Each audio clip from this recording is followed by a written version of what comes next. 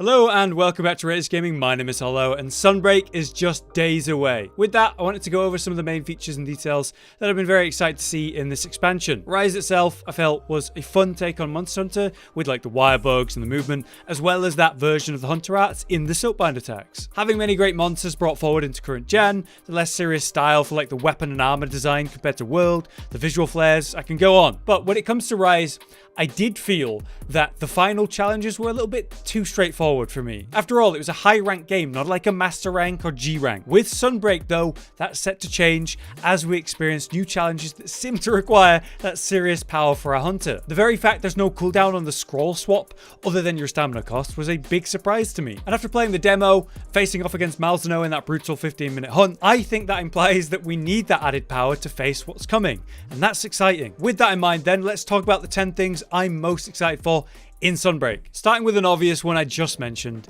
the switching of your skills mid-combat using that new scroll system, which is an incredible concept that has, changed the way the game feels. Even though it's a simple idea, being able to swap into a second loadout and then reap the rewards of that is a big deal for the skill gap and cap of the game. Those who are able to make the most out of another set of skills whenever relevant will benefit massively. It will change the way all of our weapons are played, and it already has in the demo even with those limited setups. So our potential output is much higher and our ability to answer a variety of situations is greater. I don't think we've ever had this much control over our hunter in the history of the series, whether it comes to the mechanics of the combat or the movement. And in hindsight, Rise did give us like a lot of cool options, different utility and fun combos to try, but ultimately there was still just a best or meta setup to run in most situations. Now you might change them around based on what you're about to fight, but personally I found myself setting up one setup and then going with that most of the time. So it feels like a waste to have all these options and then not use them.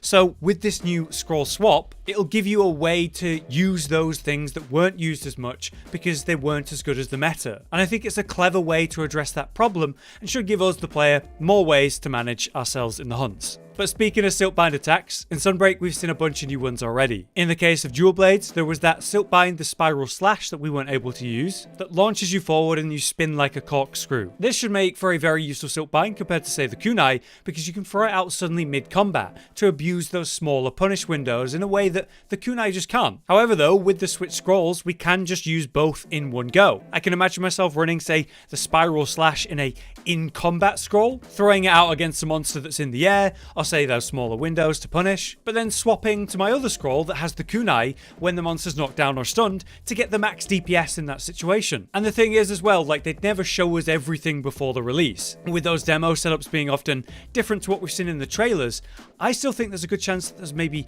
other SILKBINDs not revealed yet. And as well as that, new switch skills like new combos. So each and every weapon is not only going to have two setups to run at once, but new combos, new SILKBINDs to try. And it might be overwhelming conceptually, but I do think it'll feel normal after we have a bit of practice. Third up for things I'm excited for then is an obvious one. It's monsters. Whether it's new, returning, or improved monsters at that. You see, as we go into Master Rank, the monsters are going to have new attacks and combos to watch out for. Like, they're stronger versions of what we've seen before. We've seen evidence of that in the demo with various monsters originally in Rise who are using new attacks already. And when it comes to late game monsters, I think the combination of, say, bigger damage and, more dangerous mechanics is going to give me that challenge that I was looking for. So hopefully with both returning and new monsters as well, they match that dangerous pace, especially in the end game where, we'll be spending most of our time. As I've said, the new SILKBINDs, the new combos, and the swapping of the scrolls, that's going to give us a lot more power and potential, so they have to make the monsters more dangerous to match our new power. Something I've noticed in Sunbreak and Rise in general is how all of the weapons have so many new counterattacks. So I'm wondering if the design of monsters in Sunbreak is going to need those counters at dangerous times. With monsters returning like Gore and Espinas, what new attacks or mechanics are they going to have? Gore will have his frenzy, right? And the concept of Espinas is to have like a 3-in-1 fire. What will the new monsters or the subspecies have to match that? We have Malzeno with his blood blight, which is no joke, so I imagine we might see some new or returning statuses in Sunbreak overall. But speaking of monsters, Espinas. Josh recently made a video about this topic, which I definitely recommend, but to cut to the chase, It's a big shock to see this guy a frontier monster in Rise. I'd say it's fair to say, if you asked any longtime Monster Hunter fan or Frontier fan, they would have never thought they'd see a frontier monster in Rise. The devs didn't seem to think it would ever happen, and yet here we are. So this is a huge deal because it kind of means a door is open to other frontier monsters that was previously closed. It's a massive roster of creatures with crazy mechanics we've never seen in the mainline series now available. It means anything could happen in regards to other frontier monsters and in other mainline Monster Hunter games from now on. Maybe in the full release, we'll see more frontier monsters not revealed yet, or it could be in like the later updates. So the possible selection of returning monsters to current gen has just massively increased because of this, and it's a pretty big deal. Alright, so another major update for the game is going to be new skills. The skills you find on your armor, your weapons, decorations, and so on. What new things are we going to see in Sunbreak?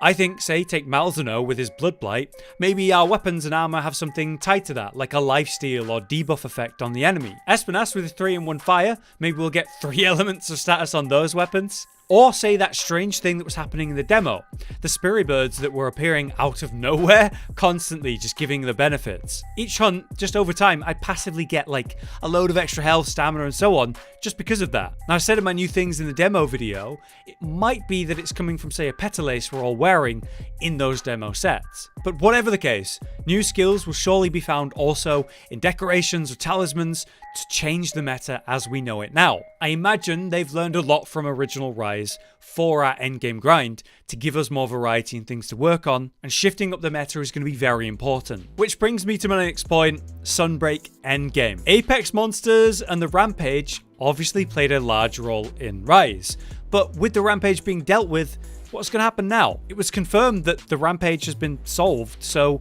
that must mean Apex monsters won't continue either, at least maybe not as we know them. Something I was hoping for in Rise in an update that we just never saw was if Apex monsters would finally get, say, their own armor sets, their own weapons, maybe new skills. And I do think that it's still possible to see that in some form, since it would be strange to create these Apex monsters and then just drop them in the expansion. But it does sound like that might be happening. The big question though is, what will we be working on in the endgame? We've had a lot of time to gather talismans for our sets. You know, new, more powerful talismans, that could be an obvious answer, but I think they do need to do something new, big and fresh to give us something to work on. As it stands though, it's still a big mystery, so let me know what you think. Now here's one I'm really happy with. The new environmental endemics that are found all over the demo, and also in a few trailers we haven't tried yet. The endemic life was a fun addition to Rise, but it was awkward long term. You needed to go around and collect the strong ones before the fight or during, and that can take a little while. I found it kind of invasive on the gameplay after a while, and ended up being something I just wouldn't really do unless they were just on the way already. What if the endemics were just part of the area you're already fighting in? What if you're not needing to run around and climb over stuff and collect stuff,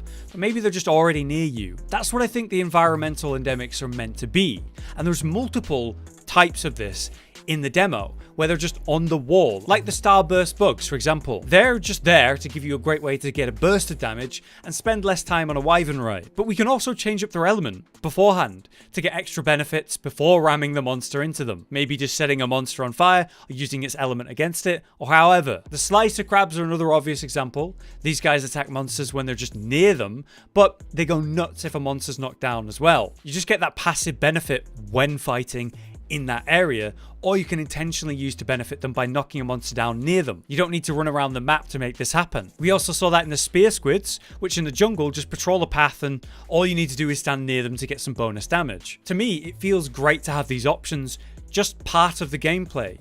You don't need to go do a long collection job, it's just there. So I'm wondering what other endemics we might see of this type in the release, and I'm really happy to see it kind of passively make its way into the gameplay. Speaking of which though, we have those new maps added in Rise. We have both the Citadel and the Jungle. The Jungle is for sure the prettiest map in Rise, hands down, while the Citadel is kind of like the Guiding Lens, where you've got like this mashup of 3 different environments and atmospheres. Now I was lucky enough to go play Sunbreak a little early at Capcom with Josh last month, and I have tried the Citadel, which I have a video on if you want to check that out. out. And while I can't show footage of that in this video, I will say that it's really nice to see how they've continued to explore that new style of map creation, because in Rise we have that new movement. Now we can climb up and around everything, right? That means the maps can have that new vertical aspect to them and be a lot more dense with their detail. So far we've seen that with the 2 new maps, but I'm wondering if there'll be more. Exploring new maps in Rise was easily one of my favourite things in the first playthrough because of that new design philosophy, and I've been very happy with the 2 we've seen so far. Now I'm not sure if we will get a 3rd or more than that, but I hope we will. Now, a less direct, obvious detail I'm going to really enjoy in Sunbreak is the little quality of life improvements. Rise was a cool step in a new direction for the series, but I think with that it came with some clunkiness. A big example of that is something we saw in the demo. Suddenly, we can just sprint up to a wall and start climbing without a wire bug, and that actually felt, in hindsight, so clunky. To have to use a wire bug to start climbing, or like when you've got no wire bug at the moment, you do that awkward hop and then you can start climbing. It makes so much more sense to just run up to the wall and climb. And it's funny that this wasn't always the case. These are the type of details that, yeah, they're not crazy flashy or in your face, but they really do make a difference to the gameplay, and I really appreciate them. I can imagine we'll have new aspects like this to turn on or try in the settings, and maybe other details in the gameplay to look out for. But lastly, another also maybe not massive new feature, but I think's a big deal, is the follower quests. We were able to try one of these in that session at Capcom, and I think there could be more to them. They do serve as a good way to have like a version of multiplayer, whether you're offline at the time or you just didn't have someone to play with. It does really help to have someone take the heat off of you, you know, just having another target for the monster. And these NPCs aren't pushovers. In the follower quest we played, we saw them do great damage, they provided heals when we needed them, they had their own items like traps, and they can also wyvern ride. But like I said, I think there might be more to it. It could be an interesting way for them to tell a story through, say, a follower mission or like a section of missions. You're working specifically with that character, right? And it gives them a way to do more subtle storytelling. Maybe not major or main story, but a way to get to know that NPC personally. The original cast of characters were very well loved. I think a lot of people are going to be happy to spend time with them more directly, to see them in combat, and maybe get that flavour we otherwise couldn't. The website describes the follower quests as a way to deepen your bonds with them, to bring them on support surveys, which seems to be another type of follower quest. In that, we can even choose their weapons for them. But yeah, I also hope that follower quests could have some good rewards to them, as well as a fun way to play with those characters in a hunt. Either way though, that's it. Those are the 10 main details and aspects of Sunbreak that I'm excited to see. Honestly, there's going to be a lot more than that though. This is just some of what we've seen and know so far. There's still plenty of mystery with this expansion, and they always seem to be like the best part of a Monster Hunter game. If there's anything you're looking forward to seeing or playing in Sunbreak that we didn't say in this video, then let us know in the comments, but otherwise, it's not long to the game. Obviously, we'll be covering the expansion massively on the channel, so do look forward to that. But until next time, I've been Hollow, you've been you, and thank you for watching. Josh, Cotton, and Hollow with the videos, dropping the humor like a hammer on your tippy toes, bringing entertainment on a daily arrangement to take our insanity and turn it into entertainment. Yes, I said entertainment twice, to reiterate that it is nice to look into your faces on a mostly daily basis when you let us in your homes to make the whole world a stage. Goodbye.